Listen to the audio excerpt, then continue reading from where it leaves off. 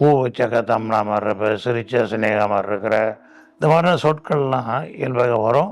ஆரம்பத்தில் இருக்கிற மாதிரியே அது நட்புறவு நிலைத்து இருக்காது. காரணம், அந்த ஆரம்பம் வந்துட்டு காம சுகபோகம், லஸ்ட், அனிமல் இன்ஸ்டிங் இல்லாத கதையெல்லாம் சொல்லுவாங்க.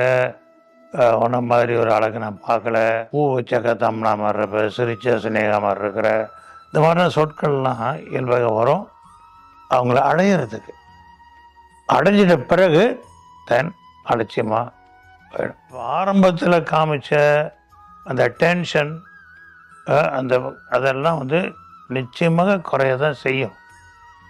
அதனால் துணைவியாக இருக்கிறவங்க, மனைவியாக இருக்கிறவங்க, அது அவங்களுக்கு புரியாத போது என்ன மாற்றத்தை பார்க்குறோமே, ஆரம்பத்தில் அவங்க டென்ஷன் கொடுத்தது இப்போ கொடுக்கலையே அப்படின்ட்டுலாம் நினைப்பாங்க. அந்த நட்புறவு நிலைத்து இருக்கணும்னாக்கா காமமோக அன்புக்கு முக்கியத்துவம் கொடுக்கக்கூடாது. அவங்களோட நம்ம இருக்கும் பொழுது எல்லா வைப்ரேஷன் எப்போதும் இருக்கணும். மனசாந்தம், மன நிறைவு இருக்கணும்னாக்கா இந்த ஆன்மீகத்தில் இருக்கணும். அதை முக்கியத்துவம் கொடுக்கணும். கருணை அன்பு எப்பொழுதும் நினைத்து இருக்கணும். அது ஒருத்தருக்கு ஒருத்தர் அதை ஃபீல் பண்ணணும்.